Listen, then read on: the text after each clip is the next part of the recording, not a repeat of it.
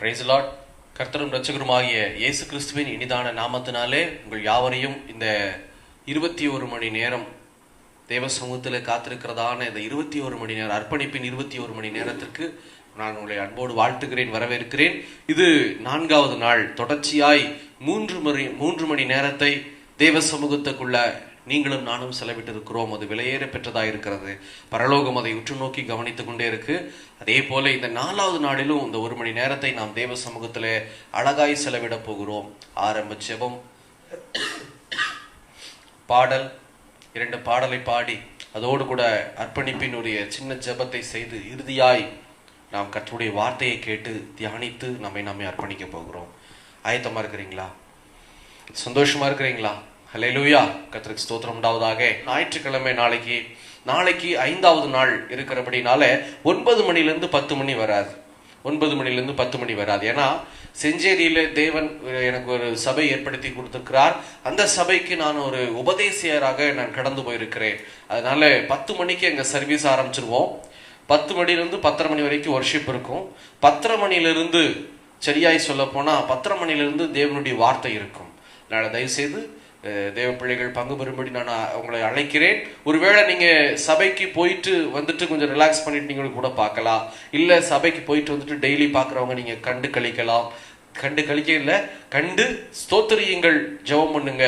ஏன்னா 10 மணி நாளைக்கு 9லிருந்து 10 இல்ல, 10லிருந்து 11 அப்படியேதான் இருக்கும். நாளைய தினம் சபையிலிருந்து கர்த்தருடைய அர்ப்பணிப்பின் வார்த்தை வரும் என்பதாய் நான் விசுவாசத்தோடு அறிக்கை செய்கிறேன். கர்த்தருக்கு ஸ்தோத்திரம் உண்டாவதாக. நாளிலும் கூட 4வது நாளுக்குள்ள பிரவேசிப்பதற்கு முன்பாக நம்மை அர்ப்பணித்து தேவனுடைய பிரசன்னத்துக்குள்ள கடந்து கொள்ளலாமா?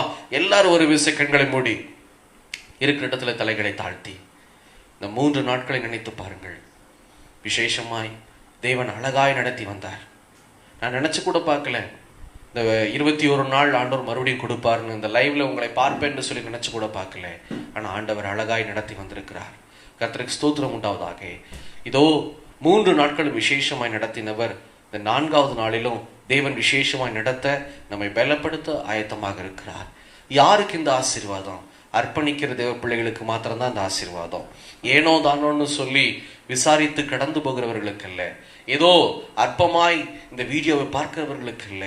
இதோ அர்ப்பணிப்போடு கூட இயேசு கிறிஸ்து என்னையும் ஆசீர்வதிக்கட்டும், இயேசு கிறிஸ்து என்னையும் பலப்படுத்தட்டும் என்று சொல்லி யாரெல்லாம் உங்களை அர்ப்பணிக்கிறீர்களோ அந்த அர்ப்பணிப்புல கலந்து கொண்டு இருக்கிறதான, அர்ப்பணித்து காத்திருக்கிறதான தேவ பிள்ளைகளுக்கு தேவனுடைய ஆசீர்வாதம் இருக்கிறது. இந்த 4வது நாளுக்குள்ள ஆண்டவரே நாங்க பிரவேசிக்கிறோம்ப்பா. என்னோடு இணைந்து இதோ இந்த லைவ்ல யூடியூப் மூலமா, ஃபேஸ்புக் மூலமா பார்த்து அர்ப்பணிக்கிற தேவ பிள்ளைகளை யாவரையும் நீர் கத்தத்தாமே தொட்டு ஆசீர்வதிப்பீராக. ஆரம்பத்திலிருந்து இறுதி பரியந்தம் என் தேவனுடைய வல்லக்கரம் ஆண்டவரே இவர்கள் மீது ஆளுகை செய்யட்டும் என்று சொல்லி ஆண்டவரே அர்ப்பணிக்கிறோம். தகப்பனே, உம்முடைய கிருபை எங்களை தாங்கட்டும். 3 நாட்களும் பேசி நடத்தின தேவன் 4வது நாட்களிலும் ஆண்டவர் 4வது நாளிலும் நீர் எங்களை பேசி, எங்கள் மத்தியில பேசி எங்களை திடப்படுத்தி வழி நடத்துவீராக. எல்லா துதி கன மகிமை எல்லாம் இயேசு ராஜாவுக்கு என்று சொல்லி எங்களை தாழ்த்தி அர்ப்பணிக்கிறோம். ஏற்றுக்கொள்ளும், மகிமைப்படும் இயேசுவின் நாமத்தில் செபிக்கிறோம் பிதாவே. ஆமேன், ஆமேன். அல்லேலூயா. மறுபடியும் இந்த கடைசி கால அபிஷேக ஒளித்தின் சார்பாகவும் உடுமலைப்பேட்டை தாலுகாவிலிருந்தும் இயேசுவின் நாமத்தில் இந்த 4வது நாளுக்கு உங்களை அன்போடு கூட வாழ்த்தி வரவேற்கிறோம். கர்த்தர் யாவரையும் ஆசீர்வதிப்பாராக. முதல் பாடலாய் அன்பு கூறுவேன் இன்னும் அதிகமாய், ஆராதிப்பேன் இன்னும் ஆர்வமாய். வெளிப்படுத்தல ஒரு வசனம் இருக்கு. என்னன்னா, ஆதியிலே வைத்திருந்த அன்பு எங்கே அப்படின்னு சொல்லி ஆண்டவர் கேட்பார். இது எல்லார் இடத்திலும் கேட்கக்கூடிய ஒரு கேள்வி. நல்லா பாருங்க, ரட்சிக்கப்பட்டு ஆதியில ஆரம்பத்துல நம்முடைய அன்பு அபரிமிதமா இருக்கும். தேவ சமூகத்துல எப்பவுமே ஜெபிச்சுக்கிட்டு இருப்போம், எப்பவுமே வேதம் வாசிச்சுட்டு இருப்போம். அது மிகப்பெரிய அர்ப்பணிப்பா இருக்கும். அதே போலதான் ஆண்டவர் எப்பவுமே அதே அர்ப்பணிப்பு தான் கடைசி வரையிலும் நம்ம இடத்துல இருந்து எதிர்பார்க்கிறார். அதனால இந்த பாடல் வழியாக நாம் தேவனுக்கு தெரியப்படுத்தலாமா? அன்பு கூறுவேன் இன்னும் அதிகமாய், ஆராதிப்பேன் இன்னும் ஆர்வமாய். கைகளை தட்டி உற்சாகமா இந்த பாடலை பாடுவோம்.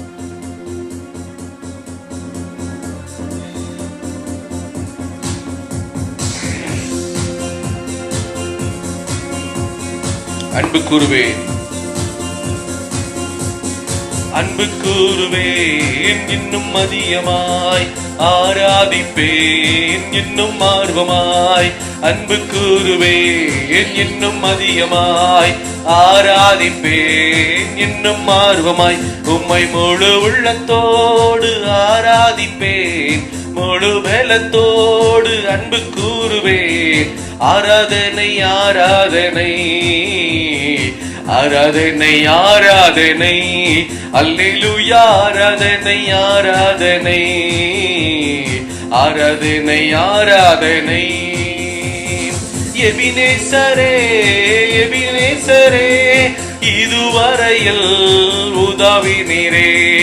எபினேசரே எபினேசரே, இதுவரையில் உதவினீரே, இதுவரையில் உதவினீரே. உம்மை முழு உள்ளத்தோடு ஆராதிப்பேன், முழு பலத்தோடு அன்பு கூறுவேன். ஆராதனை ஆராதனை ஆராதனை ஆராதனை, அல்லேலூயா ஆராதனை ஆராதனை ஆராதனை ஆராதனை. எல்ரோயி எல்ரோயி, என்னை கண்டீரே நன்றி ஐயா. எல்ரோயி எல்ரோயி, என்னை கண்டீரே நன்றி ஐயா.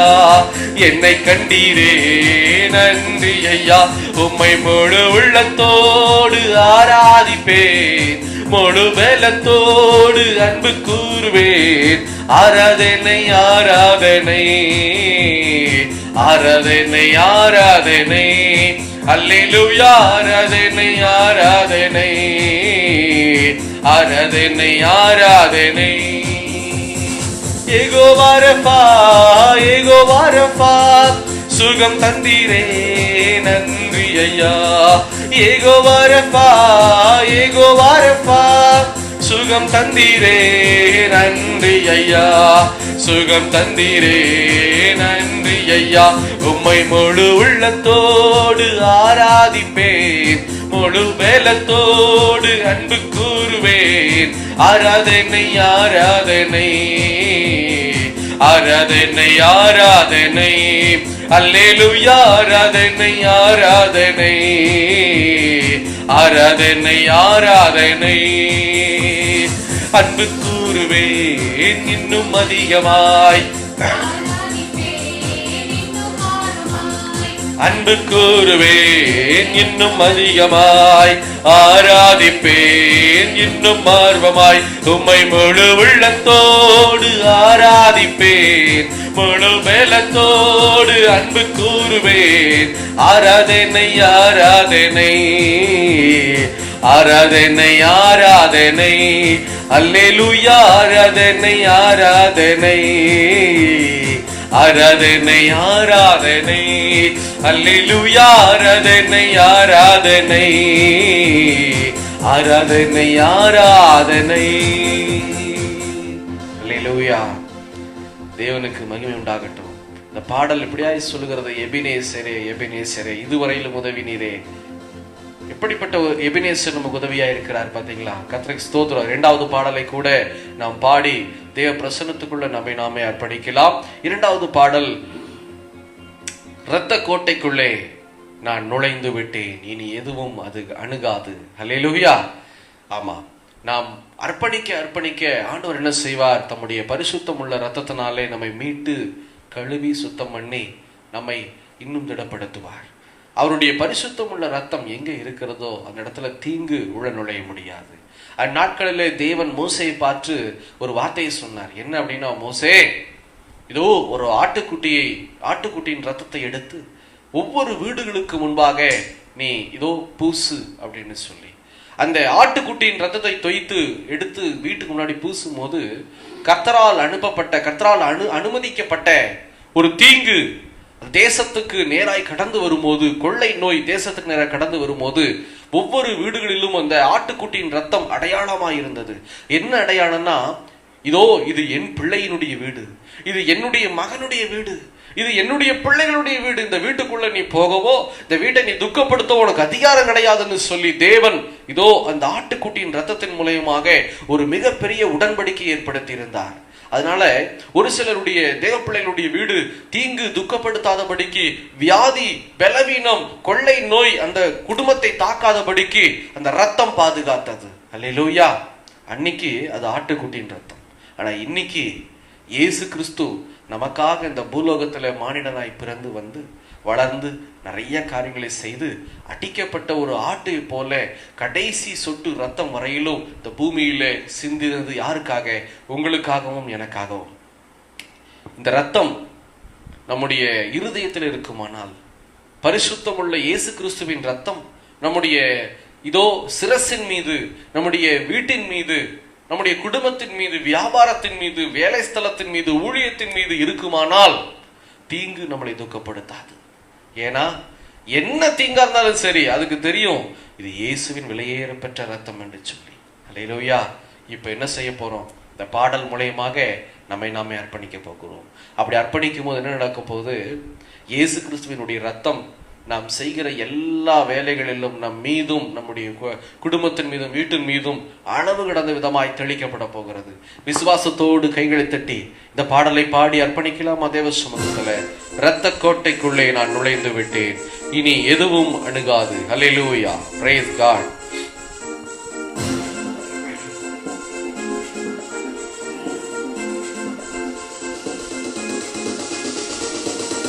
இரத்த கோட்டைக்குள்ளே நான் நுழைந்து விட்டேன், இனி எதுவும் அணுகாது, எந்த தீங்கும் தீண்டாது. இரத்த கோட்டைக்குள்ளே நான் நுழைந்து விட்டேன், இனி எதுவும் அணுகாது, எந்த தீங்கும் தீண்டாது. நேசரின் ரத்தம் என் மேலே நெருங்காது சாத்தான், நேசரின் ரத்தம் என் மேலே நெருங்காது சாத்தான். பாசமாய் சிலுவையில் பலியானார், பாவத்தை வென்று விட்டார். இயேசு பாசமாய் சிலுவையில் பலியானார், பாவத்தை வென்று விட்டார். இரத்த கோட்டைக்குள்ளே நான் நுழைந்து விட்டேன், இனி எதுவும் அணுகாது, எந்த தீங்கும் தீண்டாது. இம்மட்டும் உதவின எபினேசரே இனியும் காத்திடுவார். இம்மட்டும் உதவின எபினேசரே இனியும் காத்திடுவார். உலகிலே இருக்கும் அவனை விட என் தேவன் பெரியவரே. அமேன். இந்த உலகிலே இருக்கும் அவனை விட என் தேவன் பெரியவரே. இரத்த கோட்டைக்குள்ளே நான் நுழைந்து விட்டேன், இனி எந்த தீங்கும் தீண்டாது. உதவின எபினேசரே இனியும் காத்திடுவார். இம்மட்டும் உதவின எபினேசரே இனியும் காத்திடுவார்.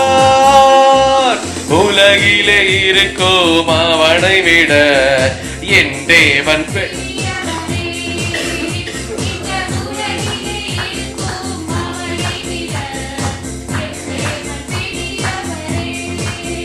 இரத்த கோட்டைக்குள்ளே நான் நுழைந்து விட்டேன், இனி எதுவும் அணுகாது, எந்த தீங்கும் தீண்டாது. தேவனை ஒழியும் மீட்புமானார், யாருக்கு அஞ்சிடுவேன்? தேவனை ஒழியும் மீட்புமானார், யாருக்கு அஞ்சிடுவேன்? அவரே என் வாழ்வின் பெலனானார், யாருக்கு பயப்படுவேன்? அவரே என் வாழ்வின் பெலனானார், யாருக்கு பயப்படுவேன்? இரத்த கோட்டைக்குள்ளே நான் நுழைந்து விட்டேன், இனி எதுவும் அணுகாது, எந்த தீங்கும் தீண்டாது. இரத்த கோட்டைக்குள்ளே நான் நுழைந்து விட்டேன், இனி எதுவும் அணுகாது, எந்த தீங்கும் தீண்டாது. தாய் தன் பிள்ளையை மறந்தாலும் மறவாத என் நேசரே, தாய் தன் பிள்ளையை மறந்தாலும் மறவாத என் நேசரே, ஆயனை போல நடத்துகிறீர், அபிஷேகம் செய்கின்றீர், என்னை ஆயனை போல நடத்துகிறீர், அபிஷேகம் செய்கின்றீர். இரத்த கோட்டைக்குள்ளே அணுகாது, எந்த தீங்கும் தீண்டாது. இரத்த கோட்டைக்குள்ளே அணுகாது, தீங்கும் தீண்டாது. மலைகள் குன்றுகள் விலகினாலும் மாறாதுவும் கிருபை. ஆமா, மாறாது.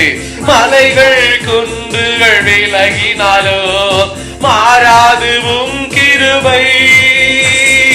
அநாதி சிநேகத்தால் இழுத்துக் கொண்டீர், அனைத்து சேர்த்து கொண்டீர், என்னை அநாதி சிநேகத்தால் இழுத்துக் கொண்டீர், அனைத்து சேர்த்து கொண்டீர். அந்த கோட்டைக்குள்ளே நான் நுழைந்து விட்டேன், இனி எதுவும் அணுகாது, எந்த தீங்கும் தீண்டாது. இரத்த கோட்டைக்குள்ளே நான் நுழைந்து விட்டேன், இனி எதுவும் அணுகாது, எந்த தீங்கும் தீண்டாது. ஆமா, அவருடைய இரத்த கோட்டைக்குள்ளே நுழைகிற ஜனங்கள் மீது ஒரு தீங்கும் அணுகாது. தீங்கு நம்மை தூக்கப்படுத்த முடியாது, தீங்கு நம்மை தொட முடியாது. அப்படி அர்ப்பணிக்கலாமா? ஆண்டவரே, இந்த 2 பாடலின் வழியாக எங்களை நாங்கள் அர்ப்பணிக்கிறோம்பா. இதோ ஆராதனை சின்ன ஆராதனையா இருந்தாலும் ஜீவபலியாய் உமது பாதப்படியில் ஒப்பு கொடுக்கிறோம். அதே போல இந்த 3வது நாள் கர்த்தர் ஆசீர்வாதத்தை போல 4வது நாளிலும் ஆண்டவரே எங்களை இங்க ஆசீர்வதிங்க. ஆண்டவரே, நேத்திக்கு வேலை செய்கிற நபர்கள் தங்களை அர்ப்பணித்தீர்கள். இன்னைக்கு வியாபார ஸ்தலத்தை வியாபாரம் செய்கிற மனிதர்கள் தயவு செய்து அர்ப்பணித்து ஜெபம் பண்ணுங்க. வியாபாரம் என்பது தேவன் கொடுக்கிறதான விசேஷமான ஒரு ஆசீர்வாதம். அதுல உண்மையுள்ள மனுஷன் பரிபூர்ண ஆசீர்வாதங்களை பெறுவான். வியாபாரம் அப்படின்னோடனே ஒரு சில பேர் நினைக்கிறாங்க, எப்படியோ ஒண்ணு பொய் சொல்லிதான வியாபாரம் பண்ணா ஒரு பெரிய ஒரு பலன் கிடைக்கும்னு சொல்லி. உண்மை பேசினாலும் தேவன் உங்களுக்குன்னு வச்சிருக்கிறத ஒருவனும் தட்டி பறிக்க முடியாது. ஒரு சில பேருக்கு ஆண்டவர் வியாபாரத்தை ஆரம்பிக்க திட்டம் கொடுத்திருப்பார், ஆனா அது தாமதித்து கொண்டே இருக்கும். ஆகிலும் உங்களுக்கு தெரியாத ஒண்ணு, ஆண்டவர் தம்முடைய வார்த்தையை நிறைவேற்றுவார். ஹல்லேலூயா. வியாபார ஸ்தலம் தேவனாலே ஆசீர்வதிக்கப்பட போகிறது. வியாபார ஸ்தலம் தேவனாலே விஸ்தாரப்பட போகிறது. அது விரிவாய் மாறப்போகிறது. எப்போ? அர்ப்பணிங்க. அந்த ஓனர் அப்படிங்கிற சேர்ல தேவனை அமரும்படி செய்யுங்கள். உங்கள் வியாபாரத்துல இதோ முதன்மையாய் இயேசு கிறிஸ்துவை வையுங்கள். கர்த்தர் அவர் அந்த காரியங்களை ஆசீர்வதிப்பார். இப்படிதான் ஒரு வியாபாரி ஆரம்பத்துல சின்ன ஒரு வியாபாரத்தை தேவன் துவங்கும்படி ஒரு மனிதனுக்கு கிருபை தந்தார். அந்த மனிதன் தேவ சமூகத்தை கேட்டு கேட்டு அந்த வியாபாரத்தை துவக்கினான். அதே போல அந்த வியாபாரம் ஆசீர்வாதத்தை கண்டது. அந்த ஆசீர்வாதம் பெருகும் போது அந்த வியாபார ஸ்தலம் இன்னொரு இடத்துக்கு கடந்து போகும்போது கொஞ்சம் விரிவுபடுத்தலாம் அப்படின்னு சொல்லி அந்த மனிதனுடைய உறவினர்கள் ஆலோசனை சொன்னார்கள். அந்த மனிதனுடைய நண்பர்கள் ஆலோசனை சொன்னார்கள். அந்த மனிதனுக்கு கொடுக்கப்பட்டிருக்கிற சின்ன சின்ன ஊழியக்காரர்கள் ஆலோசனை சொன்னாங்க. முதலாளி, ஒரு சின்ன கடை இப்ப நல்ல ஆசீர்வாதமா ரொம்ப நல்ல ஒரு கிஃப்டடா போகுது. ஒரு பெரிய ஒரு இடத்தை பார்த்து நம்ம ஆரம்பிச்சா இன்னும் இந்த வியாபாரம் நல்ல பெரிய அளவுல இருக்கும் அப்படின்னு சொல்லி மனிதர்களாகிய உறவினரும் நண்பர்களும் சின்ன ஊழியக்காரர்களும் என்ன செஞ்சாங்க, ஒரு ஆலோசனை சொன்னார்களா. ஆனா அந்த மனிதன் ஆதியில வைத்திருந்த அன்பை தவற விடாதபடிக்கு, நீங்க எல்லாம் சொல்றீங்க, ஆனா இந்த வியாபாரத்தை துவங்க செய்த இயேசு என்ன சொல்லுகிறார் என்று சொல்லி நான் கேட்டு அறிந்து அதுக்கப்புறமா செயல்படட்டும் என்று சொல்லி அத்தனை பேருடைய வாயவும் மூடினான் அந்த மனிதன். பேசாம இருங்க, அவங்க இவங்கன்னு எல்லாம் நீங்க ஐடியா சொல்றீங்க, இந்த ஐடியாவெல்லாம் எடுத்து எழுதி கொண்டு போய் நான் தேவ சமூகத்தில் உபவாசம் பண்ணி ஜெபிக்கட்டும், இயேசு என்ன சொல்லுகிறாரோ அதை தான் இந்த வியாபாரத்துல நான் செய்வேன், மற்ற யார் சொன்னாலும் செய்ய மாட்டேன்னு சொல்லி பகிரங்கமாய் அந்த மனிதன் அவர்களுக்கு முன்பாக, உலகத்துக்கு முன்பாக சொல்லி தேவ சமூகத்துக்குள்ள கடந்து போய் எழுதி வைத்து உபவாசம் பண்ணி ஜெபித்தாராம். ஆண்டவரே, இப்படியாய் எனக்கு விருப்பமான நபர்கள் இப்படியாய் சொல்லுகிறார்கள், ஆனாலும் இது நீங்க கொடுத்த வியாபாரம், நீங்க தான் என்னுடைய எஜமானன், நீங்க தான் என்னுடைய அப்பா, நீங்க சொல்லுங்க நான் செய்யறேன், நீங்க என்ன சொல்றீங்களோ நான் செய்யறேன் அப்படின்னு சொல்லும் போது தேவன் சொன்னாரா, ஒரே ஒரு வார்த்தை, நான் கொடுத்த இந்த வியாபாரத்தை இந்த இடத்துல இருந்து நீ மூடிடாத, இந்த இடம் as it is இப்படியே நடக்கட்டும், நான் காண்பிக்கிறதான 8 இடங்களிலே இதோ இதே போல உன் வியாபாரத்தை துவக்கு, நான் உன்னை ஆசீர்வதிப்பேன். ஏனென்றால் அநேகருடைய ஆலோசனைகளை கேட்டாலும் கடைசியில நல் ஆலோசனைக்கு வழிக்கு என்னை தேடி வந்தபடினால நான் ஆசீர்வதிப்பேன் சொல்லிட்டார் ஆண்டவர். 8 இடங்களில் நீ துவக்கிறதுக்கு உண்டான சகல தேவைகளை நான் சந்தித்து உனக்கு ஏற்படுத்துவேன். 8 இடங்களையும் இதோ பராமரிப்பதற்கு உண்மையான நபர்களை உனக்கு நான் ஏற்படுத்தி தருவேன். தாவீதுக்கு கொடுத்ததை போல உனக்கு நான் கொடுப்பேன்னு சொல்லி கர்த்தர் வாக்குறுதி கொடுத்தாராம். இந்த காலத்துல ஒரு வியாபாரத்தை ஆரம்பிச்சு மற்றவங்க கையில கொடுக்கும் போது தாங்க இந்த பயம் இருக்கும்.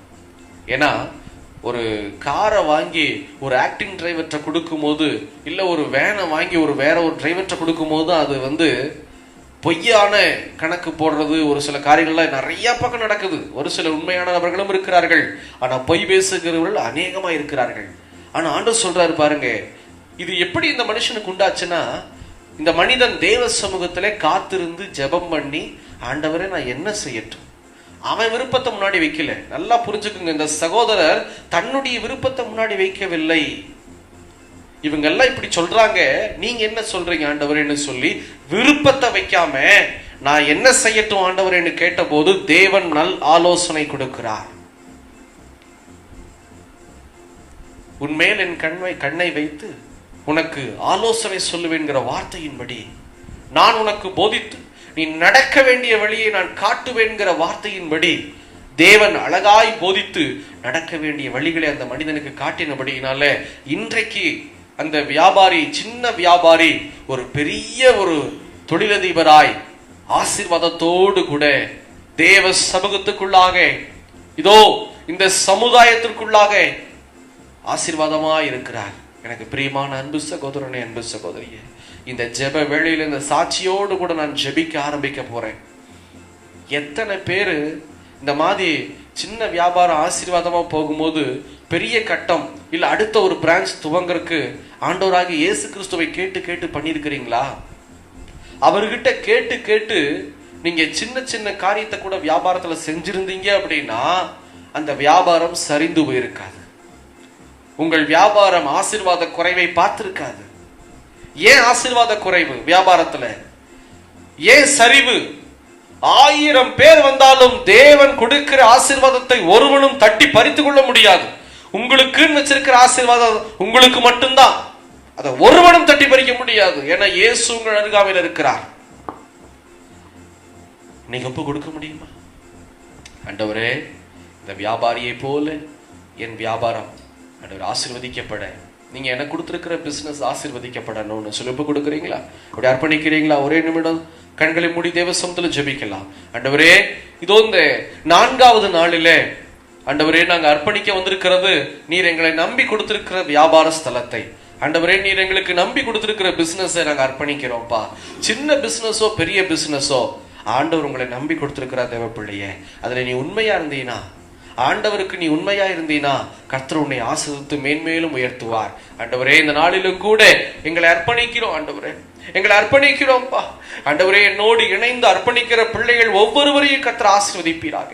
யாரெல்லாம் வியாபார ஸ்தலத்தை துவக்கி ஆசீர்வாத குறைவோடு கூட இருக்கிறார்களோ, அவர்களை கர்த்தர் தாமே கட்டி எழுப்புவீராக. ஆண்டவரே, இனி அவர்கள் உம்மிடத்தில் ஆலோசனையை கேட்டு உம்மிடத்திலிருந்து காத்திருந்து உம்முடைய வார்த்தையை பெற்றுக்கொண்டு அந்த வியாபாரத்தை ஆசீர்வாதமாய் நடத்தும் போது உமது ஆலோசனையின்படி நடப்பது ஒருபோதும் ஆண்டவர் ஆசீர்வாத குறைவு ஏற்படாதே. ஆசீர்வதிப்பீராக. அதே போல ஆண்டவரே, நீங்க சொன்ன வாக்கின்படி வியாபாரத்தை ஆரம்பிப்பதற்காக தகப்பனை காத்திருக்கிறதான உம்முடைய பிள்ளைகளை உமது கரத்தில் அர்ப்பணிக்கிறேன்ப்பா. தேவனே, இவர்களை எடுத்து நீர் ஆளுகை செய்யும், நீர் ஆசீர்வதியும். ஆண்டவரே, நீர் தாமே பலப்படுத்துவீராக.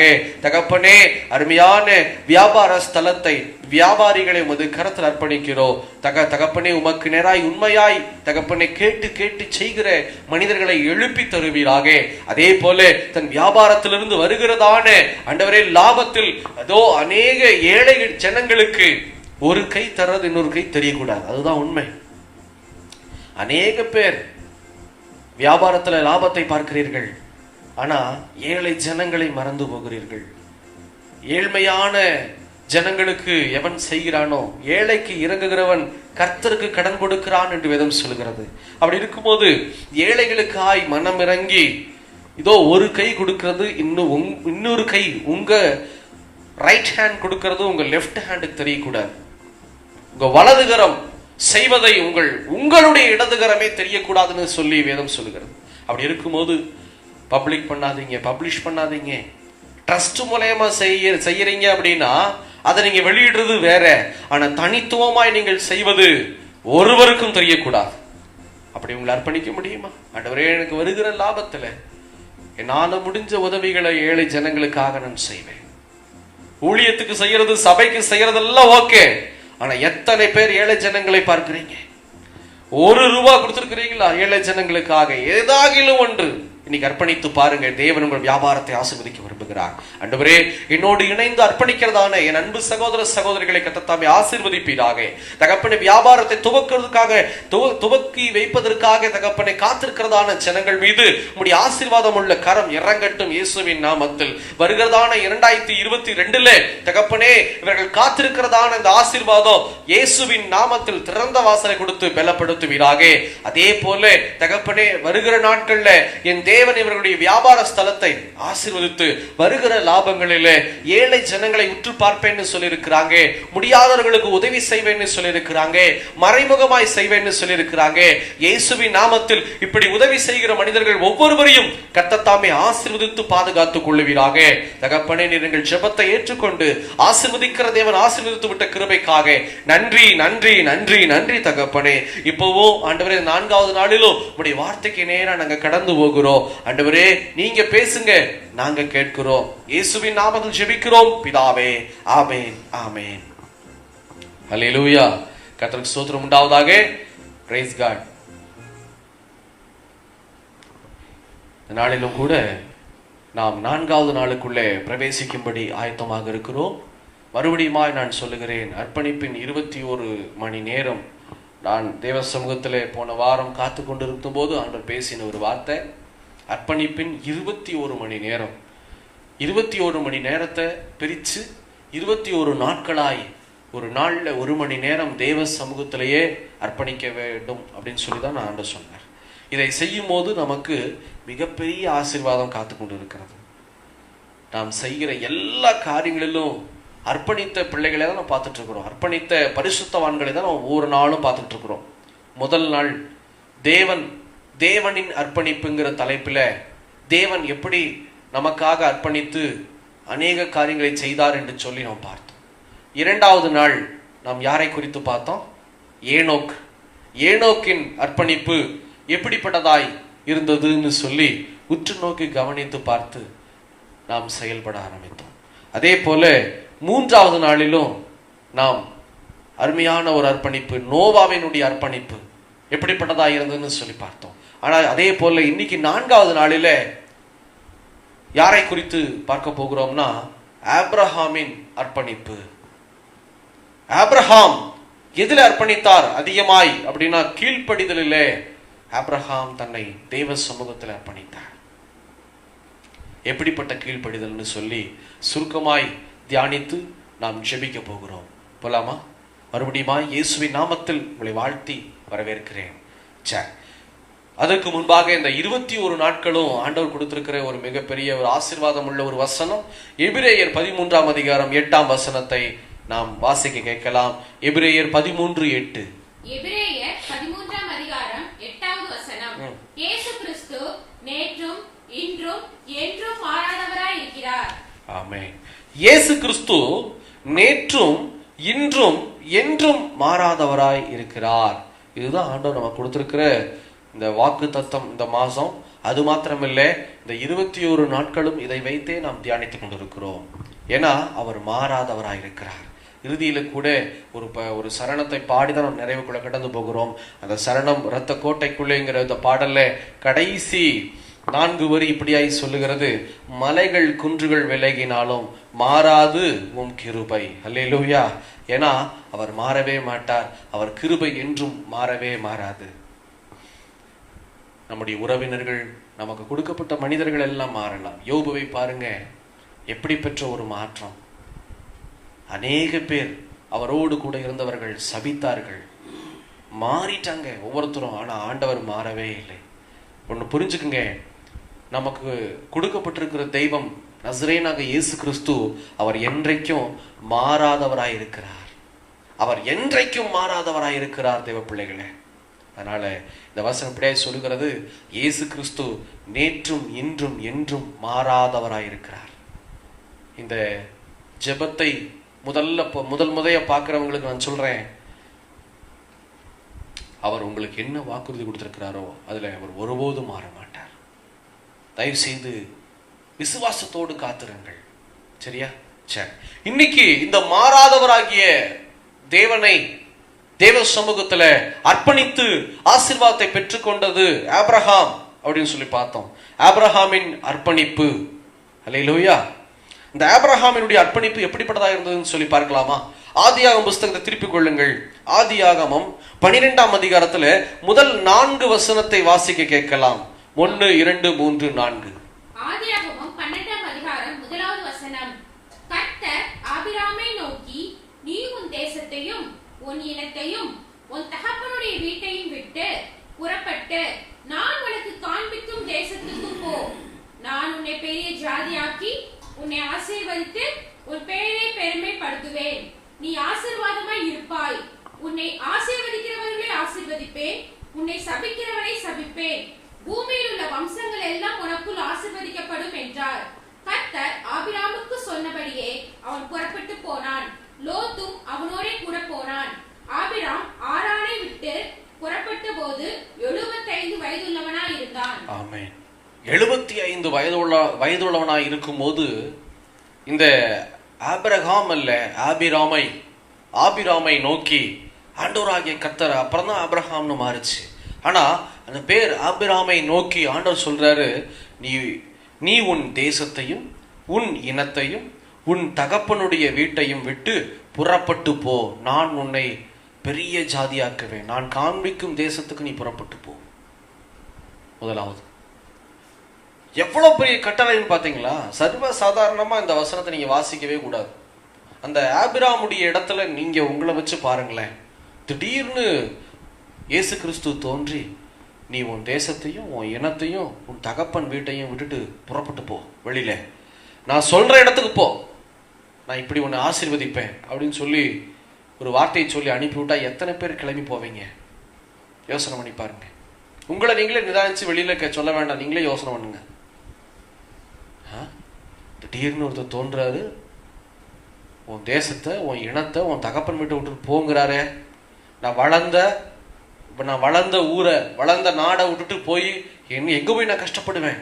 மொழி தெரியாது, இனம் தெரியாது, பழக்க வழக்கம் தெரியாது, எதுவுமே தெரியாது, கையில காசும் இல்லை. ஆபிரகாம்கிட்ட கையில காசு கூட இருக்க வேண்டும் தெரியல. நம்ம கிட்ட இல்லைன்னு வச்சுக்கோங்க, அதுவும் புலம்பிக்கிட்டு இது உண்மையிலேயே இயேசுதானா வந்தது? அதுதான் நம்முடைய முதல் கேள்வியா இருக்கும். ஆமாவா இல்லையா? அதுதான் உண்மை. உண்மையிலேயே இயேசுதான் தோன்றியிருப்பாரோ அப்படின்னு சொல்லி சந்தேகத்தோடு இயேசுவையே சாத்தான் அப்படின்னு பேசுகிற அளவுக்கு நம்முடைய நினைவு மாறிவிடும்.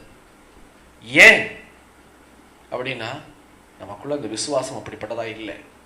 ஆனா அந்த ஆபிரகாம் அவ்வளவு விசுவாசித்தபடினாலே, தேவனை விசுவாசித்தபடினாலே ஒரு வார்த்தை கூட கேட்கல.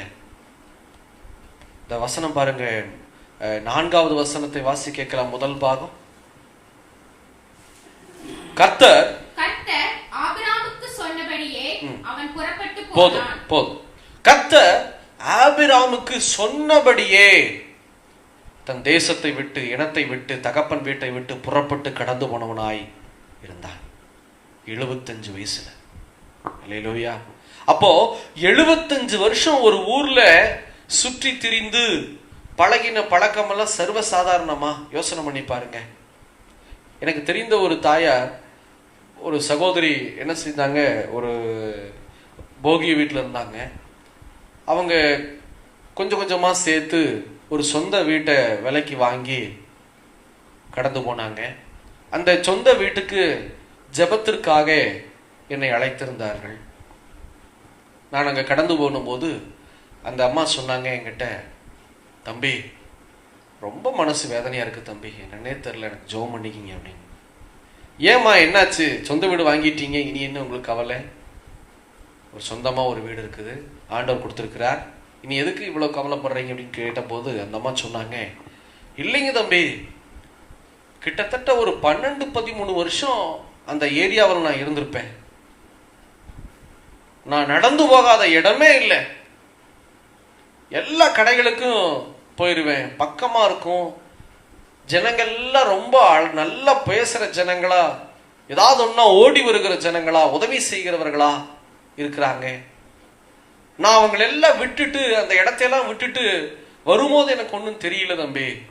ஆனா ஒரு நாள் 2 நாள் இருந்து பார்த்தா எனக்கு ரொம்ப மனசு வேதனையா இருக்குது. ஐயோ என்னமோ மாதிரி இருக்குது தம்பி, எனக்கு சொல்லவே முடியலைங்க தம்பி, எனக்காக நீங்க ஜெபம் பண்ணுங்க தம்பி அப்படின்னாங்க. அப்பதான் நான் ஆபிரகாமை குறித்து யோசனை பண்ணி பார்த்தேன். அவங்க இருந்தது 12 இல்ல 13 வருஷமாமா அந்த ஏரியாவில். ஆனா ஆபிரகாம் 75 வருடம் தன்னுடைய தேசத்துல தேவன் கொடுத்திருக்கிற அந்த தகப்பனுடைய வீட்டில தன்னுடைய இனத்தோடு கூட ஒன்றி வாழும் போது இப்படிங்கிறக்குள்ள போ அப்படின்னு எப்படி போக முடியும்? ஆனா ஆபிரகாம் கடந்து போயிருக்கிறார். கர்த்தர் ஆபிரகாமுக்கு சொன்னபடியே அவன் புறப்பட்டு போனான்னு வேதம் சொல்லுகிறது. இன்னைக்கு எத்தனை பேர் இப்படிப்பட்ட ஒரு கீழ்ப்படிதல்ல தங்களை அர்ப்பணித்திருக்கிறீர்கள்? யோசனை பண்ணி பாருங்க. ஒரு சில ஊழியக்காரர்கள் மீது கர்த்தர் தோன்றி சொல்லுவார், சொப்பனத்தின் வாயிலாய் பேசுவார், இந்த ஊழியத்துக்கு இந்த இடத்துக்கு நீ போன்னு சொல்லி. நான் ஒரு ஊழியக்காரரை சந்தித்தேன். அந்த ஊழியக்காரர் இடத்துல பகிர்ந்து கொண்டார், எனக்கு ஆண்டவர் தரிசனமாகி என் ஆண்டவர் என்ன சொன்னார் அப்படின்னா, தாராபுரத்துல இருக்கக்கூடிய ஒரு கிராமத்துல தான் நீ செய்யக்கூடிய ஊழியம்னு சொல்லி ஆண்டவர் எனக்கு கொடுத்திருக்கிறாரு பிரதர் அப்படின்னாரு ஆரம்பத்துல. இதுதான் எனக்கு கொடுக்கப்பட்டிருக்கிற ஸ்தலம், இந்த இடத்துல நான் உருவாக்க வேண்டும் ஜனங்களை என்று சொல்லி அவர் சொன்னார். நானும் அவருடைய ஊழியத்துல போய் பங்கு பெற்று அவருக்காக அவரோடு இணைந்து ஒரு சில ஊழியங்களை நான் செய்யும்படி கர்த்தர் வாய்ப்பு கொடுத்திருந்தார். நல்ல டெடிகேஷனான ஒர்க்கு பார்த்தேன். அநேக காரியங்களை அந்த ஊழியக்காரர் அருமையாய் செய்து வந்தார். நாட்கள் கடந்து போச்சு. அவருடைய தலைமை என்ன சொன்னாங்க அப்படின்னா, வேற ஒரு இடத்துக்கு நீங்க போகணும்ட்டாங்க. அவரும் என்ன பண்ணிட்டாரு, யாரு அந்த தரிசனம் பெற்ற ஊழியக்காரர், உடனே அந்த இடத்தை விட்டு போட்டு தலைமை சொன்ன இடத்துக்கு போயாச்சு. தலைமை சொன்ன இடத்துக்கு போயாச்சு. நான் அப்பதான் யோசனை பண்ணி பார்த்தேன், ஆண்டவர் கொடுத்த ஒரு வீட்டை, ஆண்டவர் கொடுத்த ஒரு தேசத்தை விட்டு மனிதர்கள் சொல்லக்கூடிய இடத்துக்கு கடந்து போவது ஏமாத்திரம். இப்படி இருக்கிறாங்க ஜனங்க. ஏன்னா அந்த தலைமை கிட்ட இருந்து தான் சம்பளம் வரும், தேவைகள் சந்திக்கப்படும். அழைத்தவரை மறந்து போய் தலைமைத்துவத்தை யோசனை செய்து செய்கிற ஊழியக்காரர்களும் இருக்கிறார்கள். ஆனா ஆபிரகாம் பாருங்க, தன் தகப்பனை பார்க்கவில்லை, தாயை பார்க்கவில்லை, உற்றார் உறவினர் நண்பர்களை பார்க்கவில்லை.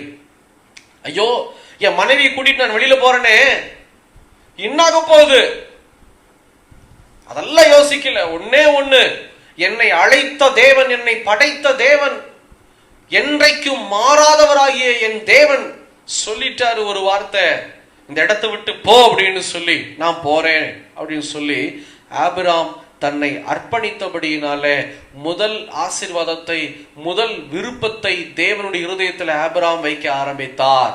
அதனாலதான் ஆபிராமை பார்த்து ஆண்டவர் சொல்றாரு, ஆபிரகாமே, ஆபிராம்ங்கிற வார்த்தை ஆபிரகாம்னு மாறிச்சு. ஆபிரகாமே, என் தாசன், என்னுடைய தோழனாகிய ஆபிரகாமுக்கு நான் ஒன்றையும் சொல்லாதபடிக்கு செய்ய மாட்டேன். அல்லேலூயா. இந்த அர்ப்பணிப்பு உங்ககிட்ட இருக்குதா? இது முதல் வகையான ஒரு அர்ப்பணிப்பு.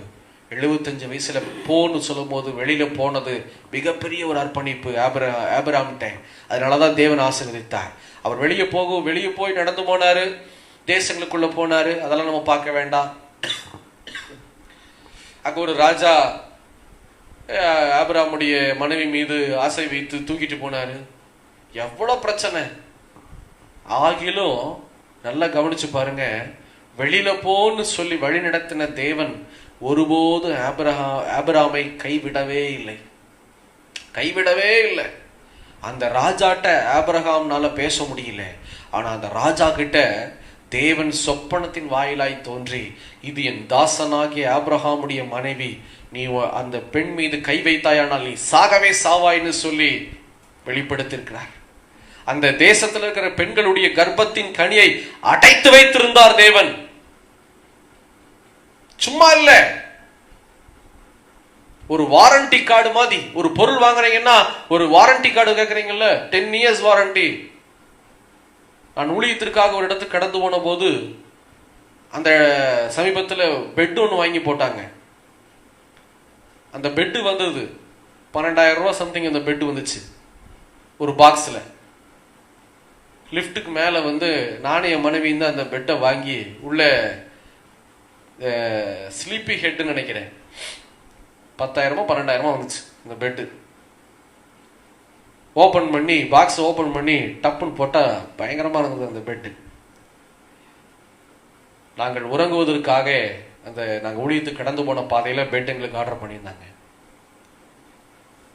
அந்த பெட்டு எல்லாம் ஓகே. கடைசியில பாக்குற 10 வருஷம் வாரண்டியாம். அல்லேலூயா, 10 வருஷம் வாரண்டி. ஆனா இங்க தேவன் சாகர வரையிலும் இல்லை, இதோ இந்த சாவு வந்த போதிலும் நித்திய ஜீவன் வரையிலும் வாரண்டி கொடுக்கிறவராய் இருக்கிறார். அவர் என்னைக்கும் மாறாத ஒரு தெய்வம் இந்த இயேசு மாத்திரமே. பாருங்க அழகா, ஆபிரகாம வெளியில போன்னு சொன்னவர் சும்மா விடவில்லை. அவருக்காக, அந்த மனிதனுக்காக தேவன் யுத்தம் பண்ண ஆரம்பித்தார். இன்னைக்கு உங்க வியாபார ஸ்தலத்துல ஏன் ஆசீர்வாதம் இல்ல தெரியுமா? தேவன் கட்டளை இடுகிறபடி வியாபாரம் நீங்கள் செய்வதில்லை. தேவன் கட்டளை இடுகிறபடி வேலை ஸ்தலத்துல வேலை செய்யறதில்லை. ஊழியத்துல ஆண்டவர் சொல்லுகிறபடி நீங்க ஊழியம் செய்வதில்லை. ஒரு சில இடத்துல ஆண்டவர் சொல்லுவாரு, மண்டபத்தில் நடத்தாத ஊழியத்தை, கிராமப்புறத்துக்கு போகாத, வீட்லயே உட்காரு சொல்லுவார். நான் யோசனை பண்ணுவேன், ஒரு சில பேர் சொல்லுவாங்க வீட்லயே இருக்க கூடாதுங்க அப்படின்னு. ஆனா ஆண்டவர் சொல்லுவாரு வீட்லயே உட்காரு. ஏதோ ஒரு காரணம் இருக்கு ஆண்டவர் சொல்றதுக்கு. சரி ஆண்டவரே, வீட்லயே இருப்பேன், தேடி வரும் என்னுடைய தேவைகளை. வீட்டுல உட்கார்ந்தாலும் என் தேவைகளை ஆண்டவர் கொடுத்துக்கிட்டே இருப்பார். நான் யோசனை பண்ணுவேன், என்ன எப்படி அப்படின்னா, அவருடைய கட்டளையின்படி எவன் நடக்கிறானோ அவனை தேவன் அபரிவிதமாய் தேற்றி ஆசீர்வதித்து பலப்படுத்தி கொண்டே இருப்பார்.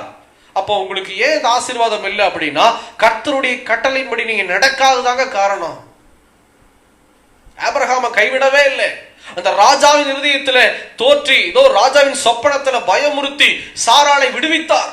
போகிற எல்லா இடங்களிலும் கொஞ்சம் பிரச்சனை இருந்தது. ஆனாலும் தேவன் ஆபிரகாமுக்காக யுத்தம் பண்ணினவராயிருந்தார். ஏன் தெரியுமா? ஆபிரகாம் தன்னை அர்ப்பணித்ததுனால. இன்னைக்கு உங்களுக்காக இயேசு யுத்தம் பண்ணுவாரா? சொல்ல முடியுமா? என் வியாபாரத்திற்காக இயேசு யுத்தம் பண்ணுவார். என் வேலை ஸ்தலத்துக்காக இயேசு யுத்தம் பண்ணுவார். என்னுடைய பலவீனத்துல இயேசு எனக்கு பலன் கொடுப்பார். சொல்ல முடியுமா? ஏன் சொல்ல முடியல தெரியுமா? உங்ககிட்ட அர்ப்பணிப்பு இல்லை. அர்ப்பணிப்பு அப்படின்னா சொல்ற காரியத்தை காதுல கேட்டு அப்படியே செய்யணுங்க. அப்புறம் செய்யறேன், இப்ப செய்யறேன், வேண்டாம். இந்த மாதிரி கிறிஸ்தவர்கள் இயேசுவுக்கு தேவையே இல்லை. இந்த மாதிரி கிறிஸ்தவர்கள் தேவையே இல்லை. ஆண்டவர் நிறைய பேர் எழுப்புவார். சொன்னாலும் காது கொடுத்து கேட்காம போற சோம்பேறியும் ஆண்டவருக்கு தேவையில்லை. ஊழியத்துல சோம்பேறித்தனம் போனா போயிடணும். அல்லேலூயா. போனா போயிடணும். தேவன் அதை பிறகு பிற்பாடு வரக்கூடிய காரியத்தை பார்த்துக் கொள்ளுவார். அதுதான் ஆசீர்வாதம். பாருங்க, அடுத்த ஒரு ஆசீர்வாதம் என்னன்னு பாருங்க. ஆபிரகாமுக்கு ஆதியாகமம் 22ஆம் அதிகாரத்துல 10, 11, 12 வாசி கேட்கலாம். டைம் கம்மியா இருக்கு, சீக்கிரம்.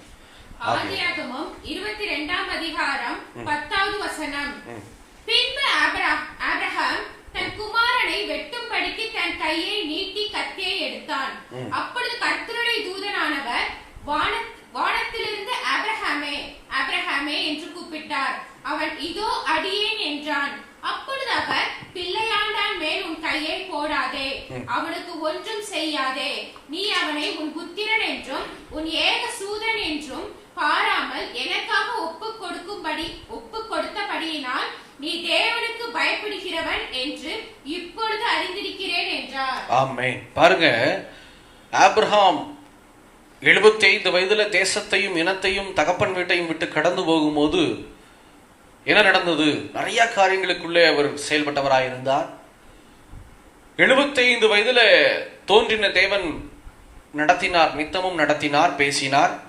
மறுபடியும் 99 வயதுல தோன்றி ஆபிரகாமை பார்த்து ஒரு வார்த்தை சொன்னார், நீ ஒரு மகனை பெறுவாய் என்று சொல்லி, அந்த மகனுக்கு ஈசாக்கு என்று பெயரிடுவாய் என்று சொல்லி சொன்னபோது நடக்காத ஒரு காரியம் ஆண்டவருடைய வார்த்தையினாலே நடைபெற்றது. ஒரு ஈசாக்கை 100 வயதுல ஆபிரகாம் ஒரு மகனை பெற்றெடுத்தார். அந்த பையன் பாருங்க, அதுல ஒரு சோதனை. அதுக்கப்புறம் ஆபிரகாமுடைய அர்ப்பணிப்புக்கு ஒரு சோதனை வந்துச்சு. 100 வயசு வரைக்கும் பையனே இல்லை, சந்ததியே இல்லை. தவம் இருந்து பெத்தேன்னு சொல்லி 10 வருஷம் கழிச்சு இல்ல 5 வருஷம் கழிச்சு பெக்கிறவங்க என்ன செய்யறாங்க? பையன் மேல அப்படியே கண்ணை வச்சுக்கிட்டே இருப்பாங்க. பையன் பையன் பையன் பையன் 5 வருஷம்டா தவமா இருந்து தவம் பெத்தேன். ஆனா இங்க 100 வயசுல பெத்தவர் இருக்கிறார். தகப்பன்னா எப்படி இருக்கணுங்கிறத காமிச்சிருக்கிறாரு பாருங்க. 100 வயசுல பெத்த ஒரு பையனை ஆண்டவர் விட்டார். குறைஞ்சது ஒரு 7-8 வருஷம் விட்டுருப்பாருன்னு நினைக்கிறேன். கையில விளையாடு, தூக்கி சுமந்து போ, ஊட்டி விடு, எல்லாம் பண்ணு.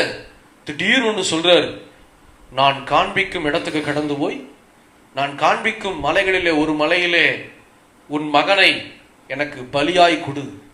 கொடுத்தது ஒரு பையன், அந்த பையனை பலியாய் கொடுன்ட்டார் ஆண்டவர். அந்த வார்த்தையை கேட்டோன்னே ஆபிரகாம், நீங்க என்ன பண்ணிருப்பீங்க? அதே யோசனை தான் மறுபடியும் வந்திருக்கும். நிஜமாவே இயேசுதான் வந்து தோன்றி பேசுறாரா? ஏன்னா 100 வயசுல ஒரு பையனை கொடுத்துட்டு, ஒரே ஒரு பையனை கொடுத்துட்டு பலியிட கேட்பாரா? இது பிசாசு தான் பேசியிருப்பான்னு நினைக்கிறேன். சந்தேக பேரொழிய நம்மெல்லாம் பயங்கர சந்தேகம்.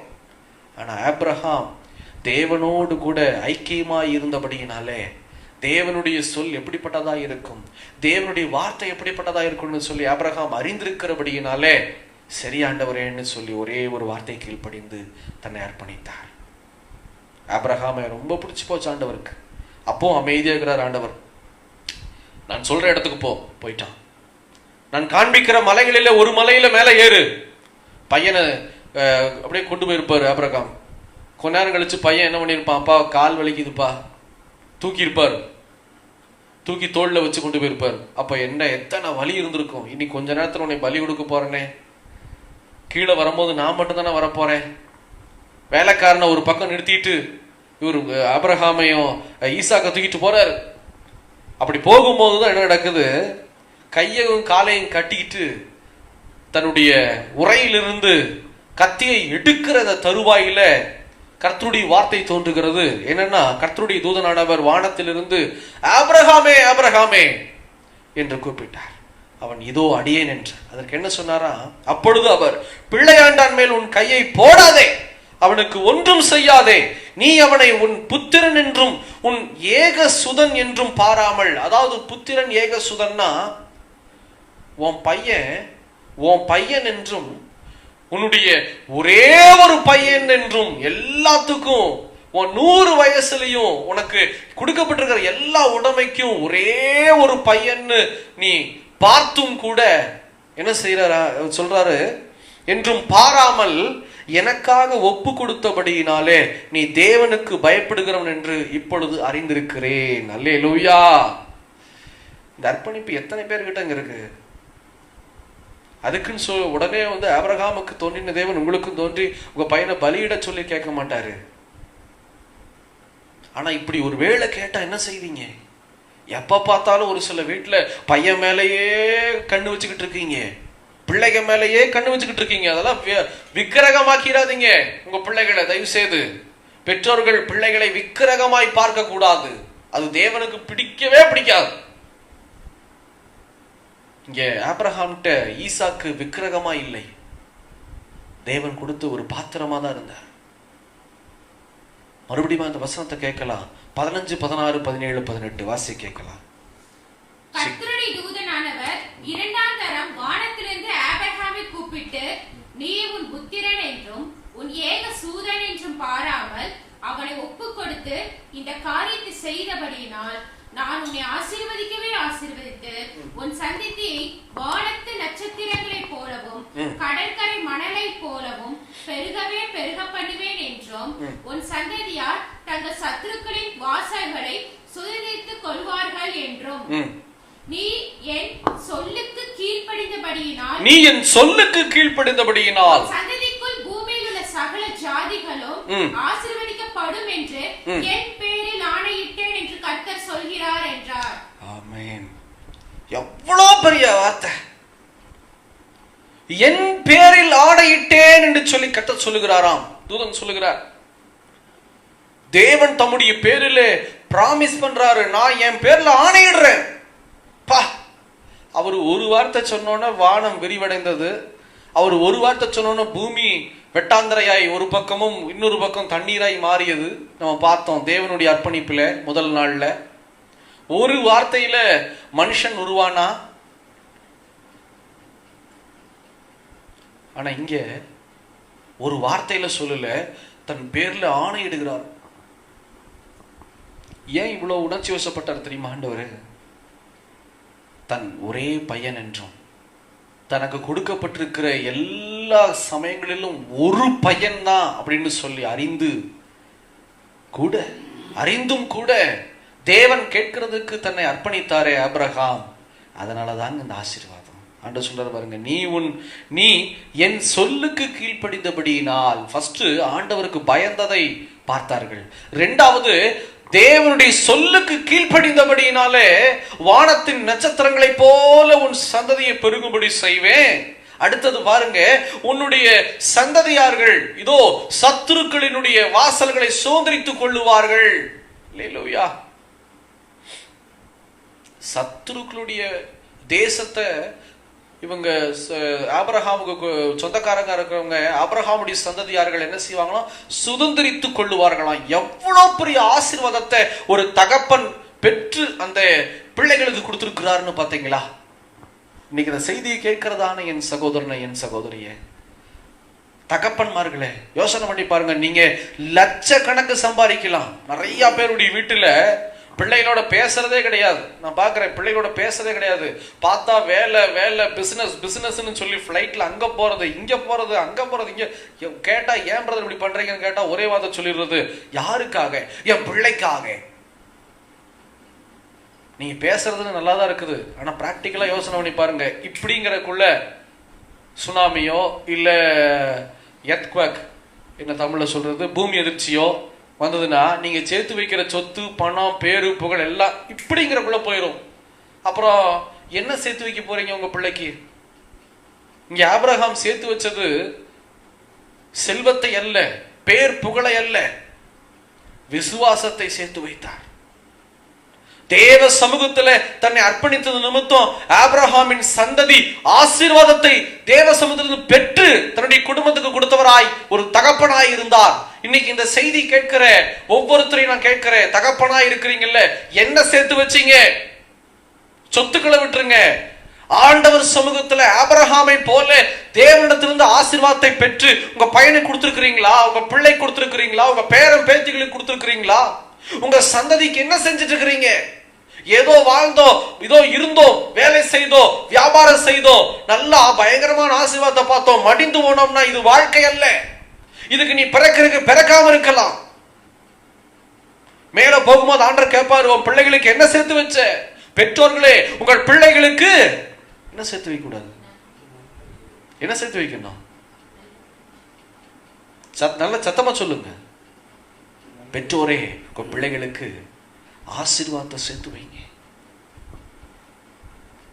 சொத்துக்களை சேர்த்து வைங்கன்னு எங்கேயுமே போடல. இங்க நல்ல பழக்க வழக்கங்களே, இது பெரிய ஆசீர்வாதங்க. ஆண்டு சொல்றாரு பாருங்க, நீ என் வார்த்தைக்கு கீழ்ப்படிச்சனால உன் சந்ததி வானத்து நட்சத்திரங்களை போல பெருகும். முதல் ஆசீர்வாதம். இரண்டாவது, உன் சந்ததியில் இருக்கிறவங்க இதோ சத்துருக்களினுடைய தேசத்தை, வாசல்படியை சுதந்திரித்துக் கொள்ளுவார்கள். பா, பயங்கரமான ஆசீர்வாதம். ஏன்னா ஆபிரகாமுடைய அர்ப்பணிப்பு தேவனை அசைக்கிற வண்ணமாய் இருந்தது. இன்னைக்கு தகப்பனாருடைய அர்ப்பணிப்பு ஒரு குடும்பத்தை அசைக்கிற வண்ணமாய் இருக்க வேண்டும். அந்த மாதிரி ஒரு அர்ப்பணிப்புல நீங்க வாழ்றீங்களா? இல்ல வேலை, வியாபாரம், குடும்பம்னு சொல்லி சுயநலமாய் வாழ்ந்து கொண்டு இருக்கிறீர்களா? சுயநலமாய் வாழுகிறவர்கள் தங்களுடைய அர்ப்பணிப்பு பரலோகத்துக்கு போகணும்னு எதிர்பார்க்காதீங்க. நீங்கள் மடிந்து போகும்போது பரலோகத்துக்கு போக மாட்டீங்க. வேற ஒரு இடம் உங்களுக்காக ஆயத்தமாக இருக்கும். தயவு செய்து இந்த நொடியில உங்களை அர்ப்பணிங்க. ஆண்டவரே, இனி ஆண்டவரே என் வேலை, வியாபாரம், பிள்ளை எதையும் நான் விக்கிரகமா நான் பார்க்க மாட்டேன். நான் அர்ப்பணிப்பேன். நீங்க சொல்றபடி நான் நடப்பேன். அதுதாங்க வேணும். அவருக்குள்ள ஐக்கியமா இருக்க வேண்டும். தகப்பனார்கள் அர்ப்பணிங்க. இதோ அதே போல தாய்மார்கள் அர்ப்பணிங்க. அதே போல குடும்பத்தினுடைய மூத்த தலைமுறைகள் அர்ப்பணிக்கணும். ஆண்டவரே, நீங்க சொல்றபடி நான் நடக்கிறேன். ஆண்டவரே, நீங்க என்ன சொல்றீங்களோ அதை நான் கேட்டு அப்படியே செய்ய நான் அர்ப்பணிக்கிறேன், கீழ்ப்படிய அர்ப்பணிக்கிறேன்னு சொல்லி அப்படியே கண்களை மூடி செபிக்கலாமா? தேவ சமூகத்துக்குள்ளாக இன்னைக்கு இந்த ஆபிரகாமினுடைய ஆசீர்வாதத்தை ஈசாக்கு பெற்றுக் கொண்டாரே, யாக்கோபு பெற்றுக் கொண்டாரே, யோசேப்பு பெற்றுக் கொண்டாரே. எப்படி உண்டானது இதெல்லாம்? ஒன்னே ஒண்ணு, ஆபிரகாம் நாட்களில செய்த அர்ப்பணிப்பு தான் இத்தனைக்கும் காரணம். அப்படியே கண்களை மூடி செபிக்கிற இந்த வேளையில இந்த 4 வரியை பாடி, மலைகள் குன்றுகள் விலகினாலும் மாறாது உம் கிருபை. 2 நிமிடம் தான், 2 நிமிஷம், சீக்கிரம் 10 மணி ஆச்சு. தேவன் நம்மை ஆசீர்வதிக்க விரும்புகிறார். இன்னைக்கு உங்க வீட்டையும் குடும்பத்தையும் ஆசீர்வதிக்க விரும்புகிறார். ஒரு நல்ல தகப்பனாராய் நீங்கள் மடிந்து போவதற்கு முன்பாக தேவன் சொல்லுகிற வார்த்தையை கேட்டு அதன்படியே நடந்து நீங்க செயல்பட்டீங்கன்னா கர்த்தர் உங்கள் சந்ததிகளை ஆசீர்வதித்து பெருகும்படி செய்வார். இதுதான் ஆண்டவருடைய வாக்கு தத்துவம். ஒருபோதும் கைவிடவே மாட்டார். இதோ இந்த வரி இப்படியாய் சொல்லுகிறது. ஹல்லேலூயா. மலைகள் குன்றுகள் விலகினாலும் மாறாது உம் கிருபை. தேவனுக்கு ஸ்தோத்திரம், கர்த்தருக்கு ஸ்தோத்திரம். சீக்கிரம். மலைகள் குன்றுகள் விலகினாலும் மாறாது உம் கிருபை. மலைகள் குன்றுகள் விலகினாலும் மாறாது உம் கிருபை. அநாதி ஸ்நேகத்தால் இழுத்து கொண்டீர், அனைத்து சேர்த்து கொண்டீர். என்னை அநாதி ஸ்நேகத்தால் இழுத்து கொண்டீர், அனைத்து சேர்த்து கொண்டீர். இரத்த கோட்டைக்குள்ளே நான் நுழைந்து விட்டேன், இனி எதுவும் அணுகாது, எந்த தீங்கும் தீண்டாது. ஒப்பு கொடுங்க. அப்படியே தேவ சமூகத்துல ஒப்பு கொடுங்க பாப்போம். ஆண்டவரேன்னு சொல்லி ஆபிரகாமை போல அர்ப்பணிங்க. கீழ்ப்படுகிறப்பா, ஆபிரகாமை போல நீங்க என்ன சொல்றீங்களோ அதை காது கொடுத்து கேட்டு உங்க வார்த்தையின்படி நான் நடக்க என்ன ஒப்பு கொடுக்கிறேன். உங்க வார்த்தையின்படி நான் நடந்து செல்ல, உங்க வார்த்தையின்படி நான் செயல்பட என்னை நான் அர்ப்பணிக்கிறேன்பா. என்னை நான் அர்ப்பணிக்கிறேன். ஆண்டவரே, என்னோடு இணைந்து அர்ப்பணிக்கிறதானே ஒவ்வொரு தகப்பன்மார்களையும் தாய்மார்களையும், ஆண்டவரே என்னோடு இணைந்து அர்ப்பணிக்கிற சகோதர சகோதரிகள் யாவரையும் கர்த்தர் தாமே பொறுப்பெடுத்து ஆசீர்வதிப்பீராக. ஆபிரகாமை ஆசீர்வதித்தவர் இவர்களையும் ஆசீர்வதிப்பீராக. கர்த்தர் சித்தமானா கர்த்தருடைய வருகை தாமதிக்குமானா நாளைய தினம் ஆண்டவர் 5வது நாளாக இருக்கிறபடினாலே 5வது நாளிலும் உடைய வார்த்தையை சரியாய் தியானித்து செயல்பட என் தேவன் கிருபை செய்யும்படியா நாங்கள் ஜெபிக்கிறோம். இயேசுவின் நாமத்தில் ஜெபிக்கிறோம் பிதாவே, ஆமென் ஆமென். எல்லாம் சேர்ந்து சொல்லலாமா? என் ஆத்துமாவே கர்த்தரை ஸ்தோத்திரி, என் முழு உள்ளமே பரிசுத்த நாமத்தை ஸ்தோத்திரி. என் ஆத்துமாவே கர்த்தரை ஸ்தோத்திரி, கர்த்தர் செய்த சகல உபகாரங்களையும் மறவாதே. ஆமென் ஆமென். கர்த்தருக்கு ஸ்தோத்திரம் உண்டாவதாக. தேவன் உங்களை ஆசீர்வதிப்பாராக. தயவுசெய்து நீங்கள் ஜெபத்தோடு கூட நாளைக்கு பரிசுத்த ஓய்வு நாள் உங்க சபைகளுக்கு கடந்து போங்க. சபைகளுக்கு கடந்து போகாதவங்க லைவ்ல வருகிற நிகழ்ச்சிகளை பாருங்கள். கர்த்தர் ஆசீர்வதிப்பார். 10 மணிக்கு நாளைக்கு சரியாய் 10 மணிக்கு ஆராதனை துவங்கிவிடும். அதே போல 11 மணி அளவில் இதோ இந்த வார்த்தையோடு கூட நாளைக்கு ஒரு அர்ப்பணிப்பை நாம் தியானித்து நாமே அர்ப்பணித்து ஜெபிக்க போகிறோம். அதனால கர்த்தர் நம்மை ஆசீர்வதிப்பாராக. தொடர்ந்து எனக்காகவும் இந்த கடைசி கால அபிஷேகத்துக்காகவும் ஜெபியுங்கள். நாளைக்கு 10 மணிக்கு மறுபடியும் நாம் சந்திக்கலாம். கர்த்தர் நம்மை ஆசீர்வதிப்பாராக. God bless you.